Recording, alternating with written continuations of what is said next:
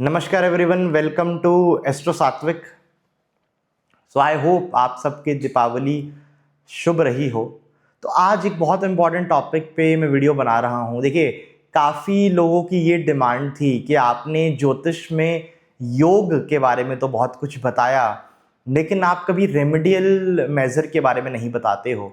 तो देखिए, पहली चीज़ तो आपको ये क्लियर करनी होगी कि जातक का जो प्रारब्ध कर्म है, जो पास्ट लाइफ कर्मा है, उसके आधार पर जातक को इस जन्म में जन्म कुंडली मिली है, यानी ग्रहों की स्थिति मिली है। तो उसको तो चेंज नहीं किया जा सकता। आप जो मर्जी उपाय कर लें, उसको चेंज नहीं किया जा सकता, क्योंकि अगर वो चेंज होने लग जाए तो पूरी दुनिया का जो सिस्टम है, जो लॉ ऑफ कर्मा पे ये विश्व काम करता है, वो डिसरप्ट हो जाएगा, वो टोटली डिस्ट्रॉय हो जाएगा। तो आप क्या कर सकते हैं? देखिए, प्रारब्ध कर्म को बदलने की क्षमता तो किसी में भी नहीं है।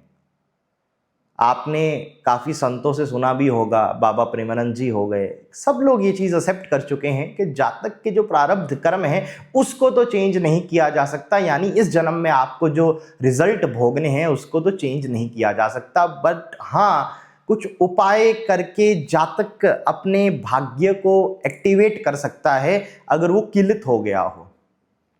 अब होता क्या है, ये कुछ कुछ कुंडलियों में आप देखेंगे योग भी अच्छा है, दशा और गोचर भी अच्छा है, लेकिन कुछ ब्लॉकेज ऐसी है कि जिस कारण जातक को रिजल्ट ही नहीं आ रहे हैं। मतलब दशा भी अच्छी है, गोचर भी अच्छा है, योग भी अच्छा है, लेकिन फिर भी रिजल्ट नहीं आ रहे हैं। सो इसको हम कहते हैं कि कुछ ब्लॉकेज आ चुकी है, कुंडली किलित हो गई है, लॉक हो गया है एक तरह से। तो उस किलित चार्ट को अनलॉक करने के लिए कुछ उपाय हैं जो आप कर सकते हैं, जिससे जातक को अच्छा रिजल्ट मिलेगा। ये चीज आपको मंत्रों में भी देखने को मिलेगी। देखिए, मंत्र जो होते हैं, मंत्र भगवान शिव ने किलित कर दिए हैं, लॉक कर दिए हैं। शाबर मंत्र हैं जो किलित नहीं हुए हैं, जो अनलॉक्ड हैं टोटली। ओके, तो जो वैदिक मंत्र है, ज्यादा अगर वो किलित है, उसका प्रयोग करने के लिए आपको पहले उसका उत्कीलन करना पड़ेगा। तो इसी तरह से कुंडली में कभी कभार क्या होता है कि जातक के योग, दशा, गोचर ये सब अच्छा होने के बावजूद रिजल्ट नहीं आते, क्योंकि जातक की कुंडली जो है वो किलित हो गई है। अब इसमें आप क्या कर सकते हो? देखिए, पहले तो आपको यह समझना पड़ेगा कि जातक की कुंडली में उपाय कितनी तरह के हैं। तो उपाय 3-4 तरह के होते हैं। नंबर 1, पूजा बेस्ड, किसी देवी देवता की पूजा करना, मंत्र जाप करना। लेकिन कलयुग में मैं आपको ये करने की एडवाइस नहीं दूंगा अगर आपके पास कोई शक्तिशाली गुरु नहीं है तो, क्योंकि मंत्र के साथ खेलना बहुत डेंजरस हो सकता है।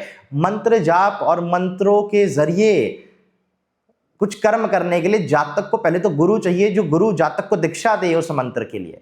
दूसरा, गुरु ही आपको उस मंत्र का उत्कीलन सिखाएगा, और उत्कीलन के बाद वो मंत्र जागृत होता है, वो कार्य करता है, जो कि कलयुग में आपको एक अच्छा सच्चा गुरु मिलना बहुत मुश्किल है। तो इस चक्कर में ना पड़े, ये बहुत मुश्किल है। और बिना उत्कीलन के आप जितना मर्जी जाप करें, आपको कोई रिजल्ट किसी भी चीज का नहीं मिलेगा। तो आई होप ये चीज आपको पहली क्लियर हो गई होगी। दूसरा उपाय, दान। दान का उपाय बहुत अच्छे से कार्य करता है। दान का जो उपाय है वो बहुत जल्दी फलित होता है और एक अच्छा पुण्य अकमलेट कर देता है। जनरली दान किस चीज का किया जाता है? तो अगर आप बृहत पराशर शास्त्र पढ़ोगे तो बृहत पराशर शास्त्र में कंप्लीट चैप्टर है बेस्ड अपॉन दी कर्सेस के ऊपर चैप्टर है, श्राप के ऊपर चैप्टर है। तो वहां पे अलग अलग तरह के कर्सेस एक्सप्लेन किए गए हैं और उन कर्सेस को दूर करने के उपाय बताए गए हैं। फॉर एग्जाम्पल, वहां पे कर्स है सर्पेंट्स कर्स की बहुत सी कंडीशन है। एक कॉमन कंडीशन आपको बताता हूं कि राहु अगर पंचम घर में बैठा हो, राहु अगर पंचम घर में हो और उस पर मंगल की दृष्टि पड़ जाए, तो बृहत पराशर शास्त्र के अकॉर्डिंग ये सर्पदोष है। सर्पदोष की डेफिनेशन अलग अलग क्लासिक्स में अलग अलग है, अलग अलग वैरायटी के सर्पदोष हैं, लेकिन ये जो सर्पदोष है ये बृहत पराशर शास्त्र वाला आपको मिलेगा। अब वहीं महर्षि पराशर कहते हैं कि अगर ये सर्पदोष है, जातक को मेल चाइल्ड नहीं होगा, मेल चाइल्ड होने में दिक्कत आएगी, और इसका उपाय ये है कि सरपेंट यानी जो आपके सरपेंट होते हैं, भगवान जो आपके नागों से जुड़े रहते हैं, उनका एक आप आइडल बनाएं सोने में बनाया हुआ आइडल डोनेट करें किसी ब्राह्मण को, एक गौ दान करें और कुछ भूमि का दान करें, तो जातक को इस सर्प दोष से रिलीफ मिलेगा और जातक को पुत्र प्राप्ति हो जाएगी।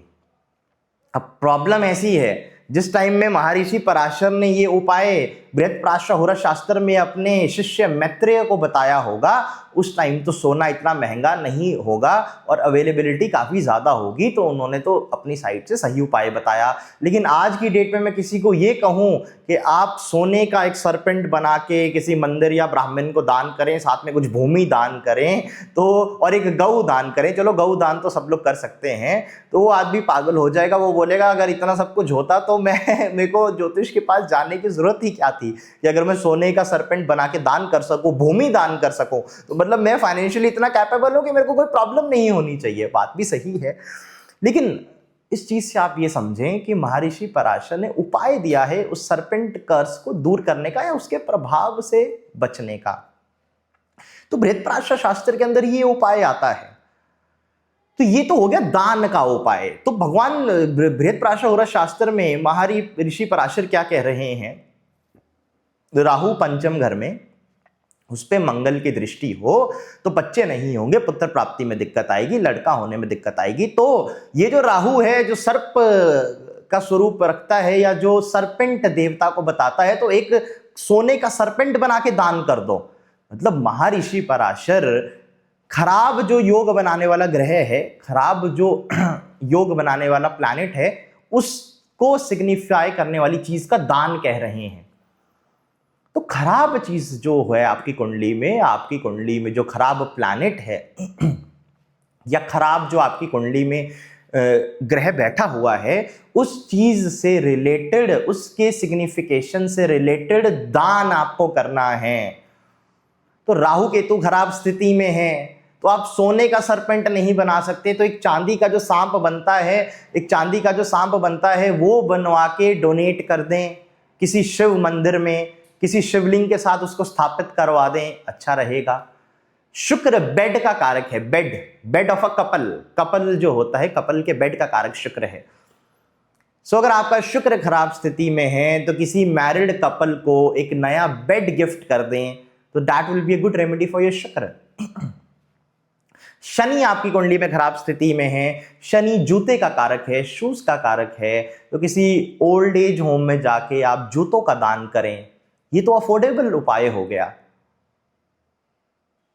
बृहस्पति आपका खराब है, तो बृहस्पति या सूर्य आपका खराब स्थिति में हो, तो मैं हमेशा कहता हूं बृहस्पति और सूर्य अगर खराब स्थिति में हो तो किसी गरीब ब्राह्मण को जो कैपेबल हो, जो गरीब है लेकिन कैपेबल है, जिसके अंदर गुण है, हाँ प्रारब्ध कर्म के कारण गरीब है, ऐसे गुणवान गरीब ब्राह्मण को सोना दान करें या किसी को गौ दान करें, गौ दान, डोनेशन ऑफ काउ। अगर सूर्य बृहस्पति आपकी कुंडली में खराब स्थिति में है और आपको दिक्कत दे रहे हैं, तो शनि खराब स्थिति में है तो आप भैंस का दान भी कर सकते हो, जिसका दूध निकाल के वो जातक अपना जीवन चला सके, अपना जीवन व्यतीत कर सके। शुक्र के लिए बेड आपको बताया, शुक्र के लिए एक और उपाय बताया, कन्यादान। किसी लड़की का विवाह करा दें, किसी लड़की के विवाह का खर्चा उठा दें, किसी ऐसी गरीब लड़की जो गुणवान है और मतलब गरीब है, उसके विवाह का खर्चा उठा लें तो आपके लिए अच्छा रहेगा। पर देखिए गुणवान होना चाहिए। अब देखिए लड़की तो आजकल मैक्सिमम लड़कियां, अब मैं उस टॉपिक पे तो नहीं जाऊंगा, लेकिन काफ़ी हद तक एक मतलब एक फ्रॉड कैटेगरी की लड़कियां हैं, और वो लड़कों के लिए भी एप्लीकेबल होता है। काफ़ी लोग उस तरह के नेचर के हैं आजकल। तो इस तरह की कोई फ्रॉड या खराब कैरेक्टर की कोई लड़की है, उसका आप कन्यादान कर रहे हो, उसकी शादी का खर्चा उठा रहे हो, वो आगे चल के दूसरे का घर बर्बाद करेगी, तो वो रेमेडी में नहीं आएगा। आप सोना तो दान कर रहे हो, लेकिन किसी चोर ब्राह्मण को कर रहे हो जो लालची है, जिसको नॉलेज भी कुछ नहीं है, तो वो भी उपाय काम नहीं करेगा। दान करने वाला भी उस दान को लेने के लिए कैपेबल होना चाहिए। मंगल आपका खराब स्थिति में है। देखिए मंगल ब्लड का कारक है, तो मंगल के लिए तो ब्लड डोनेशन बहुत अच्छा उपाय माना गया। मंगल के लिए ब्लड की डोनेशन बहुत एक पावरफुल और एक अच्छा उपाय माना गया। चंद्रमा आपकी कुंडली में खराब स्थिति में है तो चांदी का दान करें, सिल्वर का दान करें, किसी गरीब ब्राह्मण को या किसी गरीब जातक को चांदी का दान करें, पर ऐसे जातक करें जो उसको पाने का पात्र हो, उसको पाने का कैपेबल हो। तो ये कुछ आपके नवग्रहों की स्थिति के बेस पे कुछ दान हैं जो आप कर सकते हो। अगर ये ग्रह खराब स्थिति में हैं तो इन दानों को करके जातक को कुछ रिलीफ मिलना चाहिए, या जातक का जो चार्ट लॉक्ड है या जो कीलित है वो अनलॉक होना चाहिए। दान किस मुहूर्त में करना है उसका भी कॉन्सेप्ट है, लेकिन उसको भी मैं नहीं बताऊंगा, बहुत लंबा ये टॉपिक हो जाएगा। अब चलो, ये कलयुग के अंदर ये उपाय आप कर सकते हो। देखिए, कलयुग में आपको उन्हीं उपाय पे फोकस करना है जो आप कर सकते हो। अब मैं आपको कहूं कि अच्छा आपका शनि खराब है तो आप ये मंत्र करें, ये जाप करें, तो वो मुश्किल है, क्योंकि आपको एक अच्छा ब्राह्मण मिलेगा कि नहीं उसकी कोई गारंटी नहीं है। आपके गुरु आपको उस चीज में दीक्षा दें, उसका उत्कीलन सिखाएं, वो बहुत लंबा प्रोसेस है, वो पॉसिबिलिटी बहुत कम है। 5% ही लोगों के पुण्य में वो चीज होगी कि वो चीज की प्राप्ति जातक को हो सके। तो उस चीज को तो आप छोड़ दें कलयुग में। दान बहुत पावरफुल है। दान के लिए आपको कुछ नहीं देखना है। दान तो आपको मैंने बताया, ये प्लैनेट खराब है तो इस चीज का दान कर दें, आप कर सकते हो। अगली कौन सी चीज कलयुग में बहुत इजीली फलित देगी? जेमस्टोन, रतन। जेमस्टोन धारण करना, रतन धारण करना कलयुग में इजी है। अगर आपके पास पैसा है, धन है, लक्ष्मी है, तो उसका यूज करके एक अच्छी क्वालिटी का जेमस्टोन आप खरीदें, उसको सही मुहूर्त में धारण करें, सही विधि से धारण करें, तो जेमस्टोन आपको अच्छा रिजल्ट देगा। इसमें भी कोई ज्यादा दिक्कत की बात नहीं है, ये भी किया जा सकता है, प्रोवाइडेड जातक के पास पैसा हो। और इसके ऊपर कौन सा जेमस्टोन पहनना है, किस मुहूर्त में पहनना है, कब जातक कौन सा जेमस्टोन खरीद पाएगा, क्या जेमस्टोन आपके लिए कार्य करेगा, नहीं करेगा, क्या जेमस्टोन पाने का पुण्य आपके प्रारब्ध कर्म में है कि नहीं, ये सारे टॉपिक मैंने अपनी जेमस्टोन वाली वीडियो में डिस्कस करे हैं। लेकिन अनफॉर्चुनेटली वो जेमस्टोन वाली वीडियो चली नहीं, उसमें 1500-2000 व्यूज आए। तो अगर आपको जेमस्टोन की नॉलेज चाहिए तो उस वीडियो को देखिए, क्योंकि उसमें मैंने बहुत डिटेल में जेमस्टोन के बारे में बताया है। तीसरा उपाय आप क्या कर सकते हो? देखिए, दान हो गया, रतन धारण करना हो गया, मंत्रों के बारे में मैंने आपको क्लैरिटी कर दी कि मंत्र से कोई कार्य सिद्ध करना या मंत्रों के जरिए कुछ चीजों को करना वो बहुत मुश्किल है कलयुग में, क्योंकि एक तो कीलित है मंत्र, ऊपर से आपको गुरु मिलने चाहिए, गुरु आपको दीक्षा दें, उत्कीर्तन सिखाएं, आज की डेट में बहुत मुश्किल है। फिर एक चौथी चीज बचती है जो बहुत इंपॉर्टेंट है, और जो जातक का पुण्य मीन्स जातक की जो कुंडली किलित हो चुकी है, लॉक्ड हो चुकी है, या जो बाधा आ चुकी है, उसको अनलॉक कर सकता है, वो है तीर्थ स्थान। तो आज की वीडियो हमारी इस टॉपिक पे मेन फोकस्ड होगी कि जातक को कौन सा तीर्थ जातक की किस्मत बदल सकता है, किस तीर्थ में, किस मंदिर में, किस स्थान में जाने से जातक का जो सोया हुआ भाग्य है वो एक्टिवेट होगा। मैं यहां पे एक चीज फिर क्लियर करता हूं, मैं ये नहीं बोल रहा हूं कि आपका भाग्य बदल जाएगा, ना मैं आपको ये बोल रहा हूं कि आपका प्रारब्ध कर्म बदल जाएगा, क्योंकि वो करने की क्षमता तो किसी में नहीं है। अब बड़े से बड़े संत ले लें, काफी बड़े बड़े संत रहे, उनको बहुत कष्ट रहा शरीर में, किसी को कैंसर हुआ, किसी को बहुत बड़ा कोई हेल्थ इश्यू हुआ, इतना सिद्ध होने के बावजूद उनको वो फेस करना पड़ा, क्योंकि उनके प्रारब्ध कर्म का वो पार्ट था। तो अगर आप सोचो कि प्रारब्ध कर्म से मिलने वाला प्रभाव चेंज हो जाएगा, तो वो तो नहीं होगा। लेकिन ये तीर्थ करने से एक चीज जरूर होगी कि अगर भाग्य सोया है, मीन्स दशा अच्छी है, गोचर अच्छा है, योग अच्छा है और रिजल्ट नहीं आ रहा है, तो हो सकता है आपका एक्टिवेट वो जरूर हो जाए। अब कौन सा तीर्थ जातक को करना है और कौन से देवी देवता के मंदिर में जाना है वो आपको बताऊंगा। ये टॉपिक और मंत्र किस देवी देवता का करना है वो टॉपिक दोनों कनेक्टेड है। अब देखिए, मंत्र किस देवी देवता का करना है पहले तो आपको वो बताता हूं, क्योंकि वही टॉपिक आपको तीर्थ से जुड़ेगा। जो देवी देवता का आपको मंत्र करना होगा उसी के तीर्थ में जाके आपको लाभ होगा। अब अलग अलग क्लासिक्स में अलग अलग ओपिनियन है। देखिए, पहली बात तो मेरी लास्ट वीडियो पे कुछ लोगों ने बोला कि ये टेक्निक्स कहां से हैं।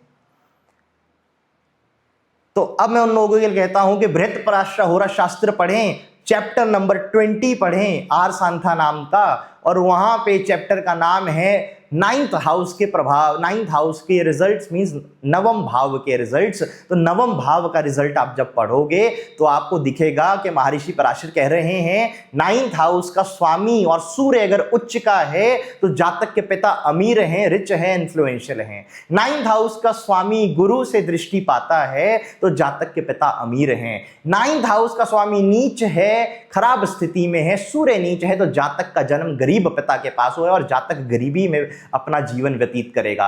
यही तो मैंने आपको टेक्निक बताई लास्ट वीडियो में कि कब जातक एक अमीर पिता के पास जन्म पाता है और कब जातक के पिता स्ट्रगलिंग होते हैं। अगर आपको मेरी बात का विश्वास नहीं है तो चैप्टर 20 बृहत्पराशर होरा शास्त्र आर सांथा नाम ट्रांसलेशन पढ़ लें, वो सारी टेक्निक्स आपको वहां मिलेंगी। हर एक टेक्निक में क्लासिकल सोर्स से देता हूं, मैं मन गढ़ंत कहानियां अपनी साइड से नहीं बनाता हूं, क्योंकि आजकल ज्योतिष में नया ट्रेंड चल चुका है। लोगों ने मन गढ़ंत थ्योरियां बता दी हैं। कुछ लोग ये थ्योरी बना रहे हैं कि किस रंग की घड़ी या कैसी घड़ी पहने आपका भाग्योदय हो जाएगा। कुछ लोग ऐसा कॉन्सेप्ट बता रहे हैं कि आपके 12 घरों में कौन सी राशि आती है उसके बेस में आपको प्रेडिक्शन। अरे 12 घर में आने वाली राशि के बेस में कोई इफेक्टिव प्रेडिक्शन नहीं की जा सकती। वो एक इंडिकेटिव है, वो एक इंडिकेटर है कि ये हो सकता है। योग जितने भी महर्षि हुए, जितने भी महर्षि हमारे हुए, महर्षि पराशर हो गए, जितनी भी ज्योतिष की किताबें हुई, एक किताब ऐसी मुझे आज तक नहीं मिली जहां पे महर्षि ने सिर्फ हाउस के अंदर आने वाली राशि के बेस पे कंप्लीट प्रेडिक्शन बताई हो। आप जो भी क्लासिकल बुक पढ़ोगे आपको हर क्लासिकल बुक पे एक चैप्टर मिलेगा भाव के रिजल्ट के ऊपर।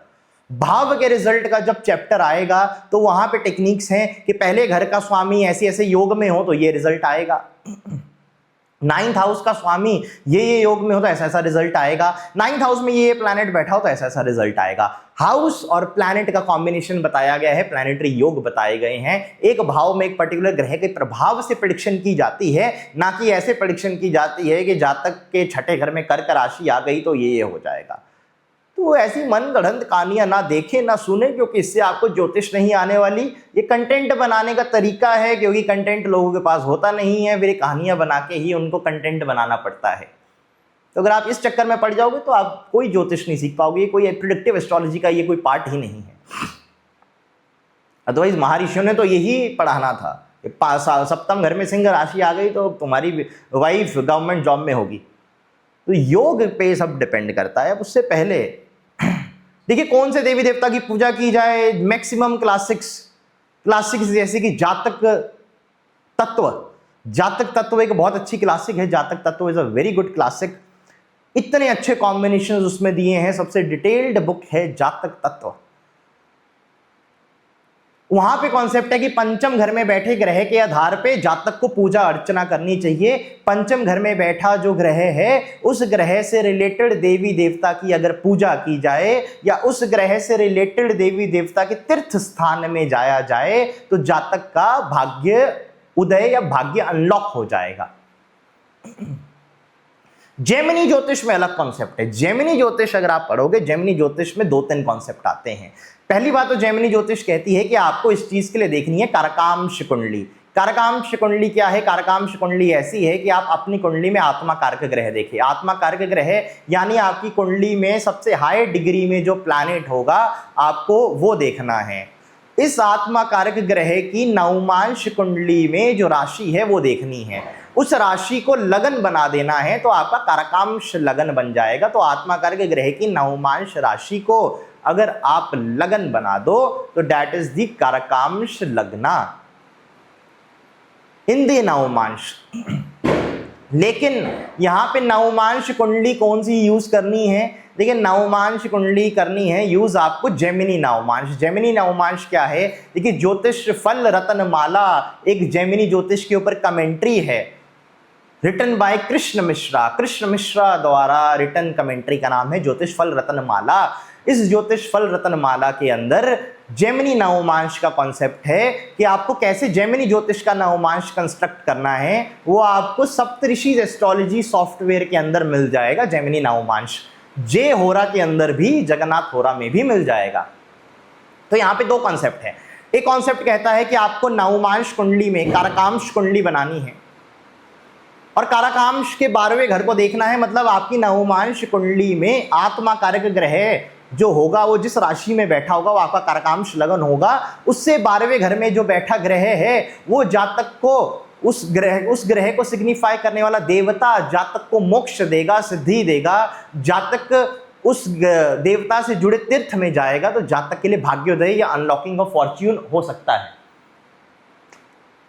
एक और कॉन्सेप्ट है जो बृहत्पराशर होरा शास्त्र बाय आर सांथा नाम में भी आपको मिलेगा और संजय रथ जी के जैमिनी उपदेश सूत्रास के अंदर भी आपको मिलेगा कि नवमांश कुंडली में अमध्य कारक जो ग्रह है, अमध्य कारक यानी दूसरे नंबर पे सबसे हाईएस्ट डिग्री होल्डर, दूसरे नंबर पे सबसे हाईएस्ट डिग्री होल्डर जो ग्रह है, उस ग्रह से छठे घर में, उस ग्रह से 6 घर अगर आप आगे चलोगे, उस घर में जो ग्रह बैठा है वो ग्रह को सिग्निफाई करने वाला देवता भी जातक को सिद्धि, मोक्ष और जातक को सुख समृद्धि दे सकता है और उससे रिलेटेड के तीर्थ में जाके जातक को फायदा मिल सकता है या उससे रिलेटेड मंत्र करके जातक को फायदा मिल सकता है। अब प्रॉब्लम ऐसी है, अलग अलग क्लासिक्स में, अलग अलग शास्त्र में, अलग अलग ग्रहों को अलग अलग देवी देवताओं की सिग्निफिकेशन दे दी गई है। अब लाल किताब आप पढ़ोगे, लाल किताब कहती है मंगल रूल्स लॉर्ड हनुमान या हनुमान जी मंगल के कारक देवता हैं। लेकिन आप बृहत्पराशर होरा शास्त्र पढ़ोगे, बृहत्पराशर होरा शास्त्र नहीं सॉरी अगर आप जैमिनी उपदेश सूत्र पढ़ोगे, जैमिनी सूत्रास पढ़ोगे, तो जैमिनी सूत्र में आपको मंगल का कारक देवता कहा गया भगवान सुब्रमण्यम, दैट इज भगवान कार्तिकेय, दैट इज स्कंद और मुर्गन। एक ही नाम है, आपको पता है मैं किसकी बात कर रहा हूं। अब लाल किताब कहती है मंगल हनुमान है, तो यहां पे कंफ्यूजन आ गया। बृहत्पराशर होरा शास्त्र कहता है बुद्ध रूल्स गौतम बुद्धा, लेकिन मैक्सिमम क्लासिक्स कहते हैं बुद्ध रूल्स भगवान विष्णु। अब मेरा क्या, देखिए मैं फॉलो करता हूं जैमिनी उपदेश सूत्रा को और जातक तत्व को। अब जातक तत्व और जैमिनी उपदेश सूत्र में कौन से ग्रह के लिए कौन सा देवी देवता बताया गया है वो आपको बता देता हूं, फिर आगे चलूंगा। देखिए राहु के लिए बताया गया मां दुर्गा चामुंडा चंडी, केतु के लिए बताया गया भगवान श्री गणेश को और स्कंद को यानी कार्तिकेय को। मंगल के लिए भी भगवान कार्तिकेय, स्कंद या मुर्गन को बताया गया। क्लियर, यहां तक कोई डाउट नहीं है। शुक्र के लिए मां लक्ष्मी को बताया गया, लक्ष्मी या मां वैष्णवी या मां दुर्गा एक ही बात है, यहां पे भी कोई डाउट नहीं है। सूर्य के लिए भगवान शिव को बताया गया, भगवान शिव या भगवान श्री रामचंद्र, पर भगवान शिव आप लेके चलें। चंद्रमा के लिए थोड़ा डाउट है, चंद्रमा के लिए कुछ स्कॉलर्स कहते हैं भगवान कृष्ण, कुछ लोग कहते हैं मां गौरी यानी मां पार्वती, लेकिन मैं चंद्रमा के लिए भगवान कृष्ण को लेता हूं। श्री कृष्ण को मैं चंद्रमा से रिलेट करता हूं। बुध के लिए मैं भगवान विष्णु को कंसीडर करता हूं, क्योंकि जैमिनी उपदेश सूत्रा में, जैमिनी सूत्रा में बुध के लिए भगवान विष्णु को ही माना गया है। बृहत्पराशर होरा शास्त्र में मेनी पीपल से इट इज गौतम बुद्ध, लेकिन फिर एक कॉन्ट्राडिक्टिंग थ्योरी आ जाती है कि गौतम बुद्ध जी का जन्म तो बहुत बाद में हुआ, बृहत्पराशर होरा शास्त्र बहुत पहले लिखा गया। तो अगर बृहत्पराशर होरा शास्त्र बहुत पहले ही लिख दिया गया है तो वहां पे गौतम बुद्ध का डिस्क्रिप्शन कैसे है, जबकि गौतम बुद्ध का जन्म तो बहुत बाद में हुआ है। तो उस डाउट पे, उस लड़ाई में आप मत जाओ, वो बहुत लॉजिकल और बहुत मतलब एक कंफ्यूजिंग चीज है। लेकिन बुद्ध के लिए आप भगवान विष्णु को माने, जो कि जैमिनी उपदेश सूत्रा में माना गया है। अब शनि को लेके चलें। देखिए, अब शनि को भगवान काल भैरव का कारक माना गया। Shri Kaal Bhairav, Batuk Bhairav is ruled by Shani. लेकिन जैमिनी उपदेश सूत्र में एक चीज कही गई है। जैमिनी सूत्रा में जब कारकांश का प्रभाव बताया गया, जब कारकांश कुंडली के 12वें घर में बैठे ग्रह का प्रभाव बताया गया, तो शनि के लिए कहा गया कि low level deities, mean deities, ऐसे देवी देवता जो दूसरे को परेशान करें, दूसरों को तंग करें, नीच देवी देवता या जो जिनका बहुत तामसिक नेचर हो, ऐसे देवी देवताओं की उपासना शनि का कारक है। और ये मैं एग्री भी करता हूं, क्योंकि श्री एस.के. मेहता जी लिखते हैं कि शनि तंत्र को बताता है, शनि तंत्र क्रिया को बताता है। तंत्र में मैक्सिमम इस तरह के देवी देवता का यूज होता है। और जैमिनी उपदेश सूत्रा में एक और चीज का उल्लेख है कि अगर शुक्र भी खराब स्थिति में हो तो शुक्र भी तांत्रिक देवियों को या तांत्रिक इस तरह के लो लेवल देवताओं को बताएगा। इसमें आपकी पिशाचिनी, करण पिशाचिनी, ओके, डाकिनी, ये सब, तो ये सब जो लो लेवल के देवी देवता हैं, जो परेशान करते हैं, जिनका बहुत तमोगुण है, तमोगुणी है, जो लोग इस तरह की साधना करें वो शनि रूल करेगा।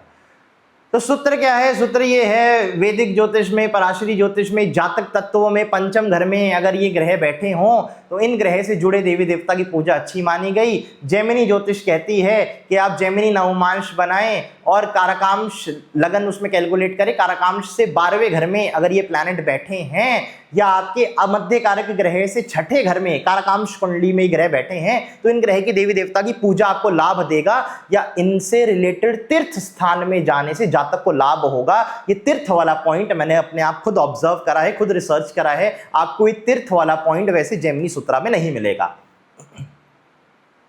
अब इसके बेस में क्या क्या तीर्थ बनते हैं?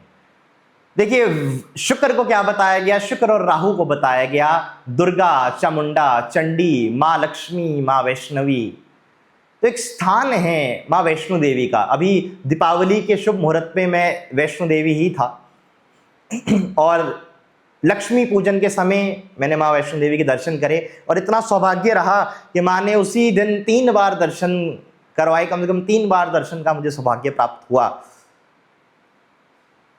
तो मां वैष्णो देवी शुक्र और राहु को रूल करती है। जो स्थान मां वैष्णो देवी का है वो शुक्र राहु को रूल करेगा। मंगल को रूल करने वाला स्थान क्या है? देखिए, मंगल भगवान कार्तिकेय मुरुगन स्कंद का कारक है। तो एक मंदिर है साउथ इंडिया में, मैंगलोर के पास, कुके सुब्रमण्यम, 5000 साल पुराना मंदिर है। कुके सुब्रमण्यम मंगल के लिए एक बहुत इंपॉर्टेंट मंदिर है, बहुत इंपॉर्टेंट तीर्थ स्थान है। चंद्रमा के लिए एज आई टोल्ड, भगवान कृष्ण को आप लेके चलें तो वृंदावन से शुभ स्थान कोई और नहीं हो सकता। भगवान बुद्ध, अब आपके बुद्ध ग्रह के लिए आप लेके चलें भगवान श्री विष्णु जी। अब विष्णु जी के लिए सबसे पावरफुल जो मंदिर है, सबसे फेमस जो मंदिर है, वो मैं जो हमारे तिरुपति बालाजी हैं उनको कंसिडर करता हूं। तो तिरुपति बालाजी को I consider one of the important temples related with Lord Vishnu. और लॉर्ड विष्णु यानी बुद्ध ग्रह। और भी विष्णु अवतार से जुड़े कुछ मंदिर हैं, सबरीमाला मंदिर हो गया। एक केरला में भी एक टेम्पल है, Padmanna Swami temple. I don't know मैं उसको सही प्रोनाउंस कर रहा हूं कि नहीं, but there is one more temple in Kerala also. तो ये भगवान विष्णु के मंदिर हैं। सूर्य भगवान शिव को बताता है। तो शिव की जब बात होती है तो ज्योतिर्लिंगों की बात होती है। तो हमारे जो ज्योतिर्लिंग हैं, भीमा शंकर हो गया, त्र्यंबकेश्वर हो गया, काशी विश्वनाथ हो गया, जो भी हमारे ज्योतिर्लिंग हैं, ज्योतिर्लिंग के दर्शन ऐसे जातकों के लिए बहुत शुभ है। केतु की बात करूं तो केतु अगेन भगवान स्कंद कार्तिकेय मुरुगन को बताएगा, यानी आपके कुके सुब्रमण्यम को, या भगवान श्री गणेश जी को। गणेश जी का काफी सिद्ध मंदिर है, सिद्धि विनायक टेम्पल हो गया, और भी गणेश जी के काफी सिद्ध स्थान हैं, वहां जाके आपको लाभ मिल सकता है। और अगर मैं बात करूं अब शनि देव की, तो शनि देव के लिए देखिए, मैं लो लेवल डीटीज, ये जो लो डीटीज होती हैं, जो तमोगुनी होती है और जो दूसरों को परेशान करती हैं, मैं उनकी पूजा अर्चना या उनके स्थल में जाना तो आपको रिकमेंड नहीं करता। It is not meant for everyone. तंत्र साधकों के लिए वो चीज़ें हैं, उन्हीं को करने दें। लेकिन भगवान श्री शनिदेव के लिए आप एक मंदिर जा सकते हो, महाकालेश्वर उज्जैन। बटुक भैरव जी के जो मंदिर है वहाँ जा सकते हो, बटुक भैरव जी के जो स्थान हैं, या भगवान जो भैरव जी हैं उनके मंदिरों में आप जा सकते हो। और शनि देव के लिए अपना खुद का भी एक मंदिर है, शनि शंगनापुर, जहां शिला है, तो वो आप स्थान जा सकते हो। तो सूर्य के लिए भगवान शिव यानी ज्योतिर्लिंग, चंद्रमा के लिए भगवान श्री कृष्ण की भूमि यानी आपका वृंदावन हो गया। मंगल के लिए आपको मैंने कार्तिकेय मुरुगन यानी कुके सुब्रमण्यम का बताया, बुध के लिए भगवान विष्णु, शुक्र के लिए माँ लक्ष्मी। और शुक्र क्या है? शुक्र योनि वाला पार्ट है। शुक्र योनि वाला पार्ट है तो योनि वाले अंग से जुड़ा सबसे इंपॉर्टेंट पावरफुल मंदिर जो इंडिया का सबसे पुराना शक्तिपीठ भी है, दैट इज माँ कामाख्या। सो माँ कामाख्या के दर्शन, माँ कामाख्या के जो दर्शन है वो भी शुक्र ग्रह रूल करता है। राहु के लिए माँ चामुंडा, माँ दुर्गा, या आपके जो भी शक्तिपीठ हो गए, अब शक्तिपीठ कोई भी हो सकते हैं, नैना देवी जी, ज्वाला देवी जी, चिंतपूर्णी जी। और केतु के लिए भगवान श्री गणेश और आपके जो कार्तिकेय जी हैं ये। शनि देव के लिए मैंने बताया काल भैरव जी या बटुक भैरव जी।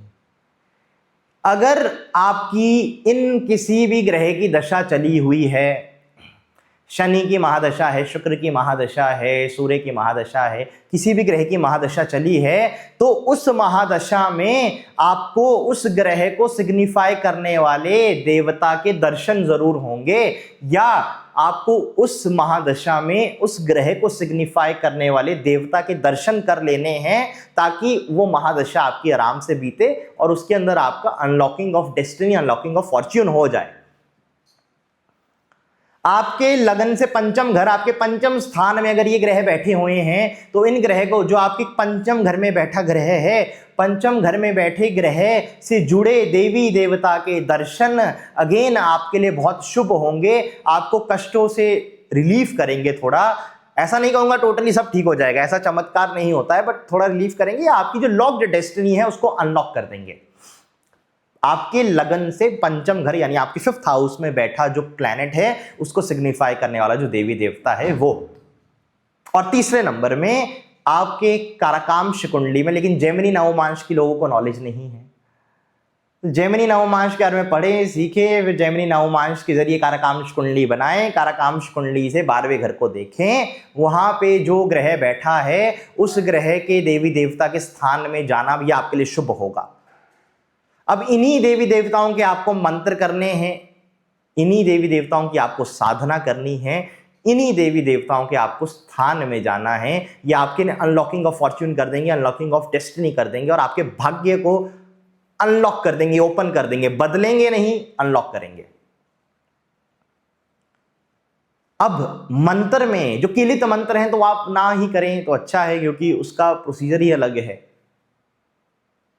लेकिन काफी ऐसे स्तोत्र हैं जिनका आप पाठ कर सकते हो, क्योंकि स्तोत्र जो काफी ज्यादा स्तोत्र हैं, जो स्तुतियां हैं, उनका आप पाठ कर सकते हो, या चालीसा है उसका आप पाठ कर सकते हो। चालीसा, स्तोत्र, स्तुति इन ग्रहों की, उसका आप पाठ करें, अच्छा रहेगा। बट मेरे हिसाब से इन ग्रहों के रूल करने वाले देवी देवता के स्थान में आप जाओ, उस स्थान में दर्शन करना आपके लिए सबसे शुभ होगा। अब मेरा आप एग्जाम्पल देखिए, मेरे पंचम घर में राहु है, जिसका मतलब है माँ दुर्गा या चामुंडा। माँ दुर्गा अपने 3 स्वरूप में, माँ लक्ष्मी, माँ सरस्वती, माँ काली, इन 3 स्वरूपों में एक साथ विराजमान सिर्फ 2 ही स्थानों में है। एक तो माँ वैष्णो देवी का जो स्थान है, माँ वैष्णो देवी में आपको पता है माँ सरस्वती जी की एक पिंडी है, माँ काली की पिंडी है और माँ लक्ष्मी की पिंडी है। और दूसरा जो स्थान है दैट इज कामाख्या। सो काफी साधकों का यह मानना है कि कामाख्या के अंदर भी मां अपने 3 स्वरूप में विराजमान है, काली, लक्ष्मी और सरस्वती। तो इन स्थान में जाना, इन स्थान में दर्शन करना अच्छा माना जाएगा। मेरे पंचम में राहु है तो मैं वैष्णो देवी हर साल 3 या 4 बार जाता हूं। एंड जब से मैंने जाना शुरू करा है, आई एक्सपीरियंस की एक जो लॉक्ड डेस्टिनी होती है या जो बाधा, एक ब्लॉकेज होती है, वो मेरी लाइफ से दूर हो गई। हाँ, होगा वही जो मेरे प्रारब्ध कर्म में है, होगा उतना ही जितना मेरे प्रारब्ध कर्म में है। इसका एग्जाम्पल आपको देता हूं, शाहरुख खान का सबको पता होगा। तो शाहरुख खान ने माँ वैष्णो देवी के दर्शन एक साल में 3 बार करें। तो साल था 2023, जब शाहरुख खान की मूवी आनी थी पठान, जवान और दुंकी करके एक मूवी थी ओके, वो आनी थी। इन तीनों मूवी के रिलीज से पहले शाहरुख खान ने 3 बार माँ वैष्णो देवी के दर्शन करे। पठान से पहले, जवान से पहले, दुंकी के पहले। और तीनों मूवियां हिट हुई, क्योंकि शाहरुख खान का एक ऐसा फेज चल रहा था कि प्रारब्ध कर्म में पैसा फेम तो है, कामयाबी जिंदगी में देखी तो है, लेकिन एक तरह से सब कुछ लॉक हो चुका था, एक तरह सब कुछ किलित हो चुका था। शाहरुख खान को समझ नहीं आ रहा था मैं करूं क्या, इसलिए उन्होंने 4-5 साल का ब्रेक भी ले लिया था, क्योंकि कोई भी मूवी सक्सेसफुल नहीं हो रही थी। लेकिन माँ के दर्शन किए, माँ के दर्शन के बाद वो डेस्टिनी इस तरह खुली कि एक साल में उन्होंने 1000-2000 करोड़ रुपए कमाया। 1000 करोड़ तो कमाया होगा, उनकी मूवीज ने 1000 करोड़ से ज्यादा ही कमाया। लेकिन अब मैं ये सोचूं कि मैं माँ वैष्णो देवी के स्थान में जा रहा हूं, हर साल 3 या 4 बार जा रहा हूं, इतने दर्शन कर रहा हूं, मेरे पास भी क्या 1000 करोड़ आ जाएगा? तो नहीं आएगा भैया, क्योंकि माँ देगी तो उतना ही जितना जातक के प्रारब्ध कर्म में होगा। शाहरुख के प्रारब्ध कर्म में 1000 करोड़ है, शाहरुख के प्रारब्ध कर्म में इतनी संपत्ति, इतना पैसा है, पूरे विश्व के लेवल पे फेम है, तो शाहरुख खान को वो मिल रहा है। मेरे प्रारब्ध में जितना होगा, 1 लाख 2 लाख 3 लाख, मेरे को उतना मिलेगा। तो आप ऐसा ना देखें, क्योंकि काफी लोग ये कंफ्यूज हो जाएंगे कि उसको तो बहुत ज्यादा रिजल्ट मिला, हमको तो कुछ रिजल्ट, तो आपके प्रारब्ध के हिसाब से आएगा। लेकिन एक बात जरूर मैं कहूंगा कि अनलॉकिंग जरूर हो जाएगी। सिमिलरली कामाख्या भी आप जा सकते हो। चंद्रमा जिनका पंचम घर से लिंक्ड हो, कारकाम से 12वें घर में हो, या चंद्रमा की दशा लगी हो, मैंने देखा वृंदावन जाते हैं, वृंदावन जाने के बाद बहुत सुकून मिलता है, लाइफ चेंज हो जाती है, अनलॉक हो जाती है डेस्टिनी। मंगल तो भगवान कार्तिकेय का स्वरूप है, मुर्गन का स्वरूप है, शास्त्र यही कहता है, जैमिनी सूत्र यही कहती है, जातक तत्व ये कहती है। तो मैं कहता हूं आप कुके सुब्रमण्यम जरूर जाएं, या भगवान कार्तिकेय का जो भी आपको पावरफुल मंदिर पता है वहां जाएं।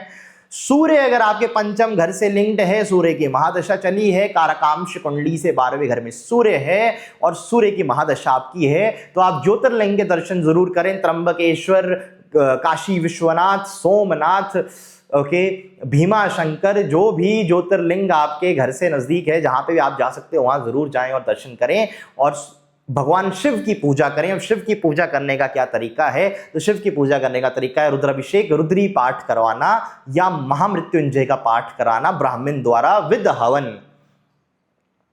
तो वो आपको रिलीफ देगा और आपकी डेस्टिनी को अनलॉक कर देगा।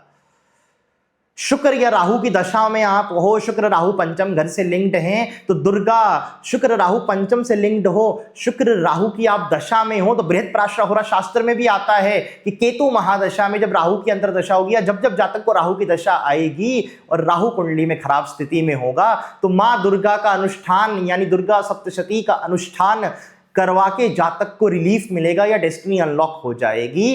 तो माँ दुर्गा का अनुष्ठान कराएं, दैट इज दुर्गा सप्तशती का पाठ विद हवन कराएं। मंगल के लिए भगवान कार्तिकेय का करें। हर एक ग्रह के लिए देखिए मैंने आपको देवी देवता बता दिए, उस देवी देवता की स्तुति, स्तोत्र, चालीसा आप खुद कर सकते हो। उससे जुड़ा जो अनुष्ठान या पाठ है वो आप ब्राह्मणों द्वारा, एक क्वालिफाइड ब्राह्मण द्वारा करवा सकते हो। और सबसे ईजी जो चीज है कि उस देवी देवता से जुड़े तीर्थ स्थान में आप जाएं और आप अपने जीवन में एक नई ऊर्जा एक्सपीरियंस करेंगे, अपनी लाइफ में एक अनलॉकिंग एक्सपीरियंस करेंगे। प्रारब्ध के बियॉन्ड कुछ नहीं होगा, लेकिन कभी कभार ऐसा होता है कि प्रारब्ध कर्म में होता है, दशा गोचर अच्छी होती है, लेकिन रिजल्ट नहीं आ रहे होते, तो ये चीज आपकी अनलॉक हो जाएगी। तो कुछ इस तरह से जातक अपने लॉक्ड डेस्टिनी को खोल सकता है, अपने भाग्य को अनलॉक कर सकता है। सो आई होप आपको ये वीडियो अच्छी लगी हो। वीडियो रिकॉर्ड करते करते बीच में बारिश बहुत जोर की शुरू हो गई थी, सो मे बी थोड़ा नॉइस भी आया हो, for which I am sorry. जिनको मेरी कंसल्टेशंस चाहिए they can go to the website and consult me. जिनको मेरे कोर्सेज में एनरोल होना है, काफी लोग कहते हैं कि आप बहुत डीप टेक्निक्स बताओ। देखिए डीप टेक्निक्स तो मैं कोर्सेज में ही पढ़ाऊंगा, ऐसा नहीं है कि दिस इज अ बिजनेस। मैं आपको बुक्स के नाम देता हूं, हर वीडियो में 5 नई किताबों के नाम देता हूं। आप 5 किताबें खरीदो और पढ़ो, आप खुद भी सीख जाओगे। लेकिन अगर आपका समय नहीं है उन 5 किताबों को पढ़ के उनमें से टेक्निक रिसर्च करके अप्लाई करने का, तो आप मेरा कोर्स ज्वाइन करो, क्योंकि मैंने कोर्स में वो टेक्निक्स ऑलरेडी कंपाइल करके पढ़ा रहा हूं। That is the purpose of course, और कोई कोर्स का पर्पस नहीं है। अगर आप किताब खरीद के खुद पढ़ के उसको कर सकते हो तो आपको कोर्स की जरूरत नहीं है, लेकिन आप नहीं कर सकते तो कोर्स लो। बुक्स का नाम तो मैं ओपनली बताता हूं। तीसरा, जेमस्टोन अगर आपको जेन्युइन चाहिए तो मैं भी कहता हूं कि we have a very premium collection of gemstone, then you can contact us on the website. So thank you so much. आज की वीडियो काफी लंबी हो गई, लेकिन आई होप आप सबको उपाय अनलॉकिंग ऑफ डेस्टिनी इसके बारे में क्लैरिटी मिली होगी। शनि और जो राहु के जो नीच देवी देवता हैं उनकी पूजा ना करें, उस चक्कर में ना पड़ें, क्योंकि मैंने देखा है जो लोग इस तरह की नीच देवी देवताओं की साधना करते हैं या इस तरह की लो लेवल देवी देवताओं की साधना करते हैं, ये पिशाचिनी एंड ऑल इन सब साधनाओं को करते हैं, उनका पूरा घर बर्बाद हो जाता है। मैंने लाइव देखा है एक जातक को जो एक बहुत पावरफुल साधक है, लेकिन उनके दोनों बच्चों ने सुसाइड कर लिया। और ऐसे लोगों का मैंने घर बर्बादी में ही देखा है, कभी मैंने ऐसे लोगों को फलित या फलते मतलब अच्छे ग्रोथ करते हुए नहीं देखा है। तो ऐसे चक्रों में ना पड़ें, क्योंकि ये आपकी पीढ़ी को क्या, ये आपके टोटली लाइफ को ख़त्म कर सकता है। तो उन सब चक्रों में ना पड़ें और जो आपको बताया उसको फॉलो करें एंड तीर्थ यात्रा करें, क्योंकि तीर्थ यात्रा के लिए कोई आपको गुरु नहीं लगेंगे, कोई आपको उत्कीलन नहीं लगेगा, आपको बस जाना है, वहाँ दर्शन करने हैं। Okay, so thank you.